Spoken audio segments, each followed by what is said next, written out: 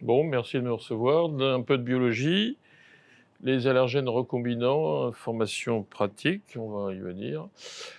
Donc c'est relativement récent, dans les années 80-90, il y a eu des progrès constants dans les connaissances moléculaires des allergènes. Le 1er, allergène moléculaire cloné était DRP1 qui est un allergène majeur d'acariens, grâce au développement de la biologie moléculaire. À ce jour, on a tout un panel d'allergènes recombinants et naturels purifiés qui sont disponibles pour le dosage d'IgE spécifique. Et donc l'intérêt, ça va de contribuer à définir un profil de sensibilisation pour vos patients. Rapidement, quelques définitions. Donc l'allergie, c'est une réponse immunitaire spécifique. Elle est exagérée contre les substances exogènes. On va beaucoup parler d'allergènes ce soir. Le mécanisme, un premier contact avec un allergène potentiel, le patient se sensibilise avec des anticorps spécifiques, il est réexposé à ces allergènes, ça entraîne une réaction d'hypersensibilité immédiate, la production d'IgE spécifiques, la libération d'histamine par les mastocytes et les polynucléaires basophiles, et tout un panel de symptômes cliniques qui peuvent aller jusqu'à la crise d'anaphylaxie. Ces allergènes, ils sont très divers, hein. C'est des allergènes d'origine végétale, d'origine animale. Ils peuvent être ingérés, ils peuvent être inhalés.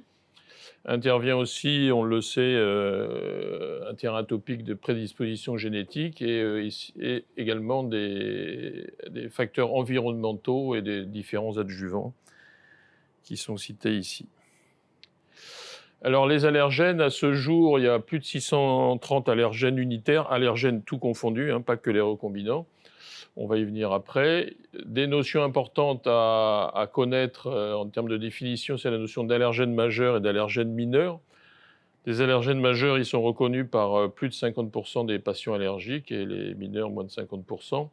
Et une notion également très importante qui va être un fil conducteur de cet exposé, c'est la notion de panallergène, qui sont des protéines ubiquitaires, donc c'est-à-dire qu'on retrouve dans différents milieux et qui sont communes à des organismes de groupes taxonomiques différents, que ce soit des végétaux, des animaux entre eux.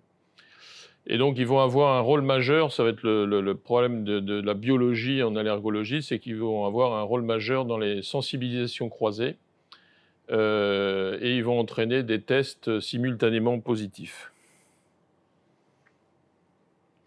Petit rappel sur les principaux allergènes qu'on retrouve aujourd'hui en France, pas en Calédonie, mais en tout cas en France. Et on note la sensibilisation différée, notamment chez l'enfant, chez le nourrisson, puis chez l'enfant et chez l'adulte, notamment pour les allergènes alimentaires.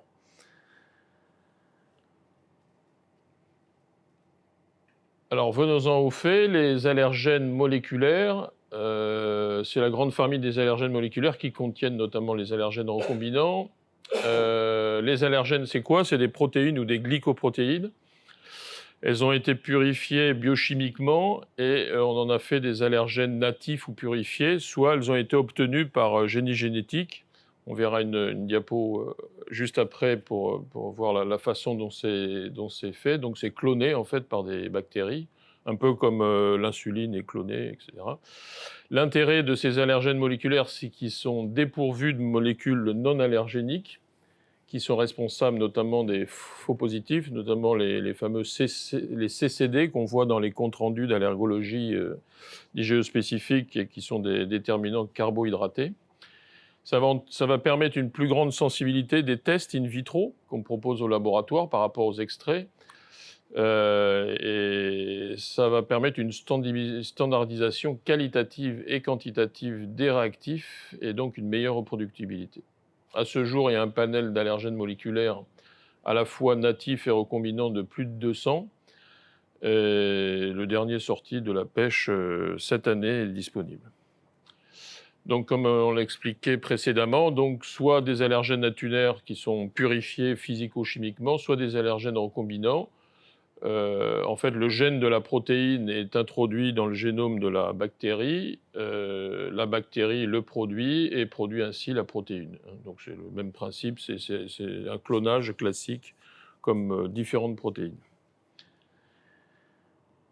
Alors, à l'échelle de la biologie, on a la notion d'allergène moléculaire qui est introduite. Ici, par exemple, vous voyez le bouleau, donc, qui est très, très allergisant. Et la source allergénique, c'est les chatons du bouleau. Dans ces chatons, on retrouve le pollen et par la biologie moléculaire, on a pu identifier des allergènes moléculaires, un allergène majeur, un allergène mineur, BETV1 et BETV2, dont on reparlera dans cette présentation. Alors, la nomenclature officielle de ces allergènes, vous avez vu qu'ils avaient des noms un petit peu étonnants. Alors, c'est les 3 premières lettres du genre.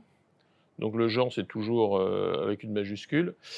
La première lettre de l'espèce, qui est toujours avec une minuscule, et un chiffre qui suit, qui est l'ordre de leur découverte. Par exemple, pour le bouleau, on a BETV1, BETV2. Pour la fléole des prés, on a PHLP1, PHL et s'en suivent. L'arachide également, il y a plusieurs ARAH1, ARAH2. Et donc, il y aura un préfixe N pour natif et R pour recombinant. Et donc, ce qui nous intéresse, nous, c'est les allergènes recombinants.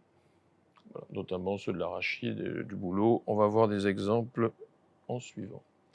Et donc, cette notion de palergène va faire que à une seule source allergénique, en fait, on va vite comprendre qu'il y a des composants allergéniques et des palergènes différents sur une même source. Et donc, ça va entraîner, évidemment, des réactions croisées. Une réaction croisée, c'est quoi? C'est des IgE spécifiques d'un allergène A qui reconnaissent un autre allergène B. Alors, sur le plan biochimique, ça nécessite un certain degré d'homologie entre 2 allergènes, soit des séquences d'aminés qui sont communes, soit une conformation tridimensionnelle de l'allergène qui est commune. Les exemples les plus connus, c'est par exemple chez les acariens, Dermatophagus neuronicinus qui croise avec Dermatophagus farinae. Ça, à la rigueur, ça a une certaine logique, puisqu'ils ont beaucoup d'homologie entre eux. Par contre, plus étonnant, et donc ça va être le sujet, Dermatophagus neuronicinus, donc acarien qui croise avec la crevette. En fait, ils ont une protéine commune qui est la tropomyosine, dont on va parler ultérieurement.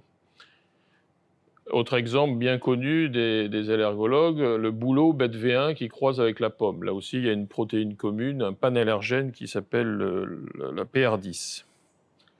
Voilà, si on va voir en revue ces différentes protéines communes, donc qui vont nous intéresser puisqu'elles vont être responsables de réactions croisées. Alors les PR10, c'est l'homologue notamment du bouleau. Les paramètres importants à savoir pour tous ces panallergènes, c'est savoir également s'ils sont stables ou instables à la chaleur et stables ou instables vis-à-vis des protéases de la digestion. Ça va avoir une incidence clinique qui ne sera pas la même. La PR10, elle est instable à la chaleur, donc l'aliment cuit est en général toléré. C'est associé à des symptômes locaux comme le syndrome oral, c'est des picotements au niveau de la bouche, du pharynx, des lèvres.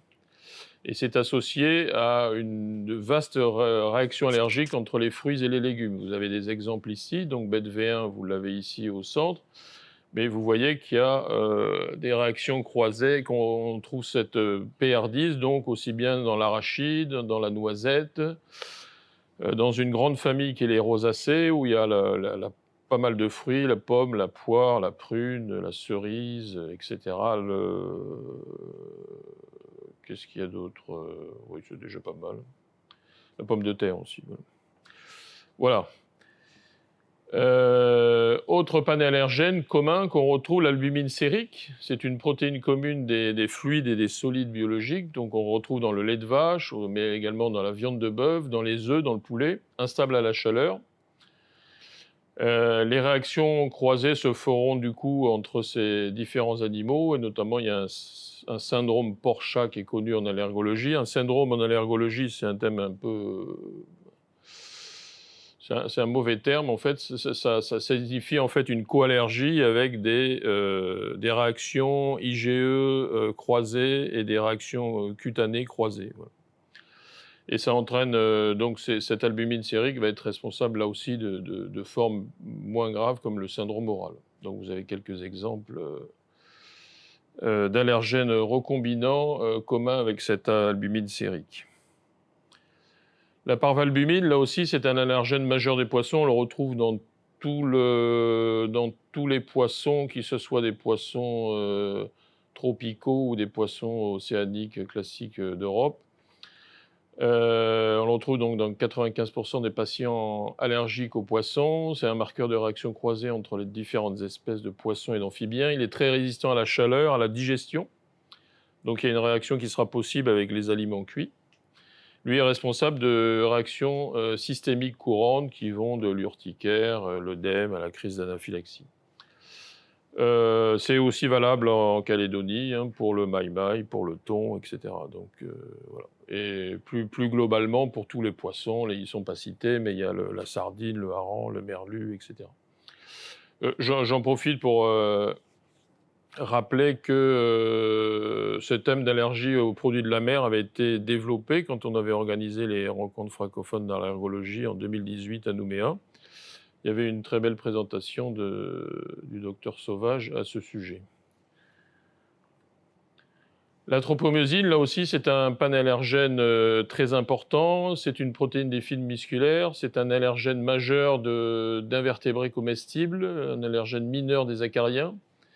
Il va être donc responsable de réactions croisées entre les crustacés, les acariens et les blattes, stable à la chaleur et à la digestion, et donc potentiellement responsable de réactions systémiques. Donc vous avez ici un panel. L'allergène moléculaire bien connu de la crevette, c'est RPNA1, mais vous trouvez également les acariens, RP10, l'anisakis, les blattes également, les moules, les crabes, donc différents produits de la mer. Les lipocaïnes, ce sont des protéines stables là, avec des réactions croisées qui sont limitées à des espèces de mammifères. Les protéines de stockage, là aussi, panallergènes très importants. Les albumines, les globulines, elles sont présentes dans les graines. Elles sont thermostables et résistantes à la digestion et donc causant des réactions aux aliments cuits. C'est une allergie alimentaire qui est potentiellement sévère et avec des réactions croisées qui sont parfois larges. Quelques exemples, soja, toutes les noix de cajou, les noix du Brésil, l'arachide, les sésames, des graines, des fruits à coque également. Les protéines de transfert lipidique ou LTP, ce sont des protéines qui sont stables également à la chaleur, à la digestion. Donc il va y avoir à la fois des allergies aux aliments crus et cuits, souvent associées à des réactions là, systémiques, donc plus sévères, et souvent liées à des allergies alimentaires aux fruits, en l'absence d'allergie pollinique. Et donc il va y avoir des réactions croisées allergiques aux fruits et légumes. Là vous voyez donc toujours les rosacées, les fruits à coque, l'arachide, le blé, le maïs. Les profilines, elles sont thermolabiles, donc elles sont rarement associées à des symptômes cliniques, mais par contre, dans une minorité de cas, il y a des réactions sévères. C'est un grand panallergène là, qui est présent dans une large variété de pollen, d'herbes, d'arbres, d'herbacées, de graminées et d'aliments d'origine végétale. Et donc là aussi, il va y avoir des réactions croisées avec les rosacées, l'olivier, le bouleau, les fruits à coque, l'arachide, également le latex. Alors sur le plan clinique, après avoir vu se dérouler en fait de différents panallergènes qui sont responsables de réactions croisées, sur le plan clinique, l'utilisation de ces allergènes moléculaires et le raisonnement par famille moléculaire va permettre une avancée majeure dans la pratique et la prise en charge de vos patients. Ça va permettre d'affirmer une sensibilisation, une allergie et d'établir un profil de sensibilisation. Ça va permettre d'évaluer un pronostic. On sait que certains allergènes moléculaires sont responsables de formes cliniques plus sévères que d'autres. C'est le cas par exemple de l'ARAH2 pour l'arachide qui est responsable de formes sévères d'allergie. Ça va évaluer également l'évolution probable en fonction de l'allergène moléculaire et bien sûr, ça va expliquer les réactions croisées, on l'a vu précédemment. Ça va étayer également des diagnostics différentiels et ça va être aussi un argument pour choisir une immunothérapie adéquate, puisque la réponse à l'immunothérapie spécifique sera d'autant plus efficace que l'extrait allégénique contient des taux élevés et contrôlés de l'allergène majeur dont on a parlé en début de présentation. Et ça va permettre de suivre l'évolution, par ces IgE spécifiques contre ces allergènes moléculaires, ça va permettre de suivre l'évolution ou la sensibilisation, la sensibilisation du patient, quel que soit le mode thérapeutique qui a été choisi par le clinicien. Un peu les mêmes choses, ça sert également aussi pour évaluer les facteurs de risque lorsque l'allergologue veut faire un test de provocation orale. Et ça peut être utile également pour l'adaptation au régime d'éviction et à son évolution. Un petit donc résumé, vous l'avez compris, on en a déjà parlé, plus les protéines sont thermostables et donc plus elles ont une clinique importante, hein. C'est le cas notamment des protéines de stockage, donc les albumines, etc., les LTP, les PR10. Si on regarde le schéma dans un autre sens, par rapport à ces panallergènes, donc chez les végétaux, on en a parlé précédemment, on retrouve donc les LTP, les protéines de stockage. Dans le latex, il y a les évéines qui sont très importantes. Les œufs, l'ovomucéoïde, les poissons, la parvalbumine, on en a parlé. Les fruits de mer, la tropomosine, on en a parlé. Les viandes, l'albumine, on en a parlé. Et également, dans les venins, on retrouve le phospholipase et l'antigène 5 ou VSV5. Alors, les indications que j'ai retrouvées dans la littérature de ces allergènes moléculaires qui semblent faire consensus, c'est, Bertrand en a parlé, c'est la double sensibilisation abeille-guêpe.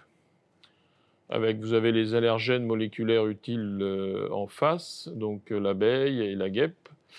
La sensibilisation à l'arachide, on va voir une slide après. On en a quand même déjà, vous avez vu qu'on en avait déjà beaucoup parlé. Les réactions sévères aux fruits, et notamment aux rosacées, on en a beaucoup parlé aussi. Les réactions aux poissons qui ont le trophallergène parvalbumine. Les réactions aux animaux, les lipocaïnes, on en a parlé. Et bon pronostic également pour l'immunothérapie, notamment pour les bouleaux et les graminées. Et puis la sensibilisation vraie aux frênes, mais on n'a pas beaucoup de recul en Calédonie à ce sujet. Alors, un petit exemple de ce qu'on vient de dire précédemment. Donc, on voit ici donc la noisette, et on voit que la noisette, donc porteur de plusieurs panallergènes différents, PR10, globuline, LTP, profiline, et donc associé donc avec une clinique qui sera différente, soit du simple syndrome oral, soit à des réactions systémiques plus sévères. L'arachide, très classique aussi. Vous avez l'allergène classique non moléculaire de l'arachide qui est le F13. Donc en dépistage, il peut s'avérer positif. On en a parlé déjà tout à l'heure. L'ARH2, qui est un signe, s'il est positif, qui est un signe de sévérité clinique. S'il est négatif, on explore d'autres allergènes recombinants de l'arachide, ARH1, ARH3, ARH9, ARH8, qui ont des symptomatologies cliniques moins sévères. Alors sur le plan de la biologie, on a à notre disposition donc des IgE spécifiques, anti-recombinants. C'est le test d'identification, essentiellement Immunocap-Fadia, c'est le laboratoire Thermo Fisher. Donc ça va permettre, la présence d'IgE spécifiques, ça va permettre d'affirmer une sensibilisation, mais pas une allergie, hein. Il faut toujours bien faire ce distinguo, hein, la sensibilisation uniquement, donc à ce composant moléculaire. Évidemment, le clinicien l'associe à l'interrogatoire, à l'enquête alimentaire, à l'examen clinique, aux tests cutanés et éventuellement de provocation orale, et associé aussi aux autres IgE spécifiques qui sont non moléculaires, qu'on a également sur le marché. Alors la nomenclature des actes de biologie médicale, un petit rappel pour les prescripteurs par dossier, on ne peut prescrire que 5 IgE spécifiques, hein, que ce soit des IgE spécifiques classiques ou recombinants, et qu'ils soient pneumallergènes ou trophallergènes. On peut mélanger des prescriptions avec des trophallergènes, des pneumallergènes, mais pas plus de 5 par prescription. Si vous en avez plus de 5, vous faites 2 ordonnances. C'est simple et ça passe à la cafette. On ne peut pas associer sur une prescription des allergènes unitaires et des mélanges ou des multi-allergènes de type Mastecla, les RAST, etc., hein, où c'est des panels de 30 allergènes différents. La cotation de chaque allergène unitaire CMB51, c'était 1 785 francs. La transmission se fait au laboratoire Cerba pour tous les laboratoires de Calédonie, CHT compris. Le CHT a démarré l'allergo l'année dernière. Ils ont un panel pour le moment de 13 allergènes sur les plus de 600 qui existent sur le marché. Ils ont par contre, en allergènes natifs, ils ont les 3 allergènes des protéines de lait de vache. Ça peut être intéressant. Mais bon, la transmission avec le laboratoire Cerba est très sécurisée. On a un départ une fois par semaine et sous une semaine, on a les résultats. Et donc là, le panel est par contre beaucoup plus large. Sur le plan technique, donc, c'est une réaction antigène-anticorps. Le sérum du patient apporte ses IgE et on révèle par des anticorps anti-IgE marqués avec une enzyme. Les unités, on va le voir sur le compte rendu qui va suivre, c'est en kilo-unités par litre, avec un seuil de positivité à 0,10. Et paramètre important, les IgE spécifiques, c'est des IgE lourdes, comme les IgM par exemple, et donc elles ne passent pas la barrière fœto-placentaire. Et donc, si on retrouve chez le petit enfant nourrisson des IgE, ils sont spécifiques du nourrisson, c'est lui qui les synthétise. Alors, sans faire de publicité pour Cerba, exemple de compte rendu, par exemple, sans pertinence clinique, c'est juste pour montrer comment ça se présente. Là, vous voyez, par exemple, il y a 3 allergènes classiques et 2 allergènes recombinants, le petit R en préfixe. Et donc, l'unité des kilo-unités par litre, une sensibilisation qui va de 0,10, et donc ça peut aller jusqu'à 100 kilo-unités par litre. Voilà.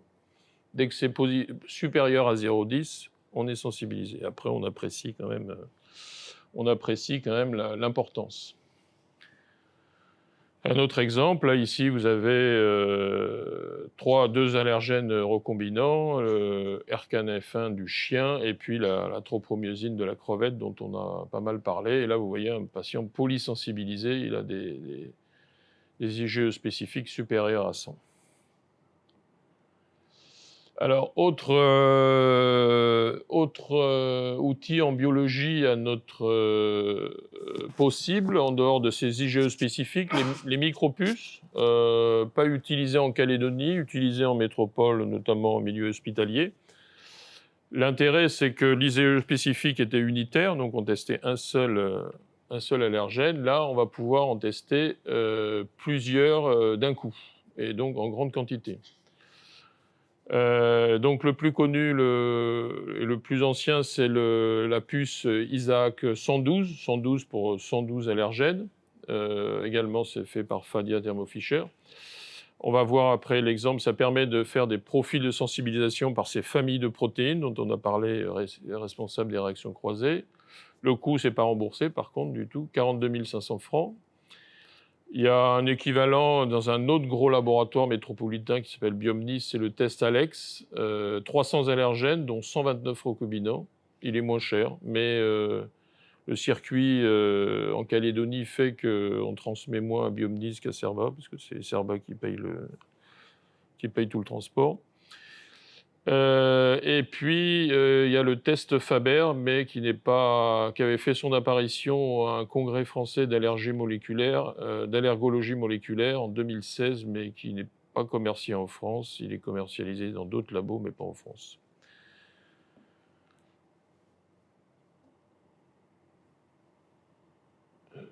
Oui. Oui, j'ai un peu d'aide, merci. Revenons donc sur ce test Isaac 112. Donc 112 pour 112 allergènes, à la fois natifs et recombinants. Ils sont fixés sur un support solide. On met le sérum du patient qui contient les IgE et on révèle par des anticorps anti-IgE qui sont marqués une enzyme ou par de la fluorescence. Et donc, on va déterminer, alors ça c'est une petite image, donc quand c'est révélé par de la fluorescence, ça fait des petits spots de couleur suivant l'intensité de la réaction, c'est assez parlant. Et donc, on va pouvoir faire des comptes rendus de ce type, qu'on peut croiser entre les allergènes moléculaires et les panallergènes qu'on retrouve dans différents allergènes moléculaires. Par exemple, là, vous voyez, par exemple, sur la ligne du haut, PR10, eh bien, on retrouve tous les allergènes moléculaires de bouleau, pommes, pêche, arachides, dont on a parlé tout à l'heure, les rosacées. Et donc, on retrouve une quantification sur la droite, en unités internationales ISAC, mais qui ne sont pas corrélées aux unités des IgE spécifiques. Donc, c'est un peu compliqué. Ces unités, donc, ça va de 0,3 jusqu'à 200. Donc, voilà. Et donc, on a ces familles, et donc, ça permet quand même donc d'améliorer le diagnostic, notamment chez des patients polysensibilisés, hein, qui réagissent un petit peu à tout. D'évaluer aussi des patients qui ont une anaphylaxie idiopathique, donc avec des tests cutanés ou une biologie avec des IgE unitaires qui n'est pas très probante. Ça permet aussi d'évaluer des cas plus complexes où il y a une clinique et une biologie qui est contradictoire, ou une réponse insatisfaisante au traitement.